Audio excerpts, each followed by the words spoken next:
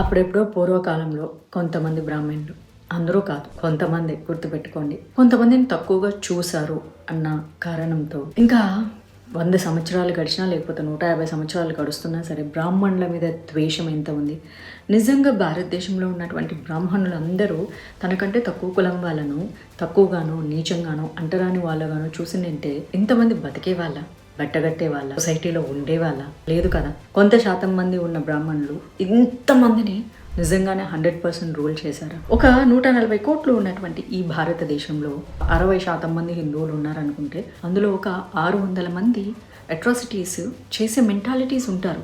కానీ దానంతా తీసుకొచ్చి 60 లక్షల మంది రుద్దడం ఇదేనా మీరు నేర్చుకున్న సంస్కృతి, సాంప్రదాయం, చదువు, చట్టుబండలు కాదు కదా. చదువు ఒక్కటే చాలు, కులం మతం వద్దు అంటారు కదా. కులం మతం వద్దు అన్న మీ నోటితోనే అప్పుడెప్పుడు 100-150 ఏళ్ల క్రితం జరిగిన దాన్ని మనసులో పెట్టుకొని అసలు ఒక అమ్మాయికి సంబంధం లేకుండా కేవలం బ్రాహ్మణ్ గర్ల్ అన్న రీజన్తో చూసారా, ఇది సమాజమా లేకపోతే ఆటవిక జాత?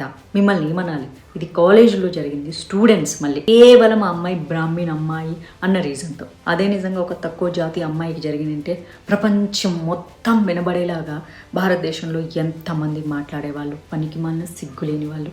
గుర్తుపెట్టుకోండి, తక్కువ జాతి స్త్రీనా, ఎక్కువ జాతి స్త్రీనా, ఆ దేశం స్త్రీనా, ఈ దేశం స్త్రీనా కాదు. స్త్రీ అంటే స్త్రీని, అన్ని చోట్ల ఆమె గౌరవించబడాలి.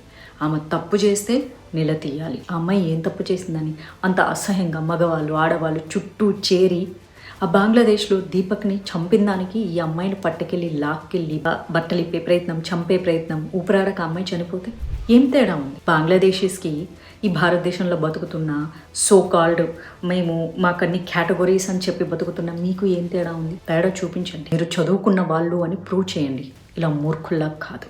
ఇప్పుడు అధికార పార్టీ యొక్క సపోర్టు లేదు, అపోజిషన్ వాళ్ళ సపోర్టు లేదు. ఎందుకంటే ఇలాంటి ఒక యూజీసీ పాలసీ తీసుకొచ్చింది అధికార పార్టీలో ఉన్నటువంటి వాళ్ళు.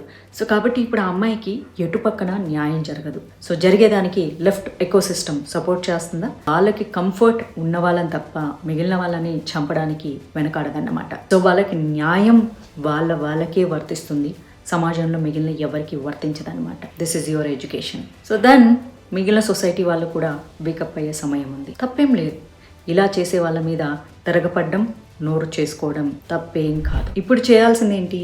ఒక లెఫ్ట్ ఎకోసిస్టమ్ అంతా బ్రాహ్మణ అమ్మాయి అనే కారణంతో ఇంత దారుణంగా అరాచకంగా ప్రవర్తించారే. ఇప్పుడు రైట్ ఎకోసిస్టమ్ వాయిస్ రైజ్ చేయటం కరెక్టే కదా. వాయిస్ రైజ్ చేయాలి, లేకపోతే పబ్లిక్గా కూడా చంపేసే అవకాశాలు ఉన్నాయి.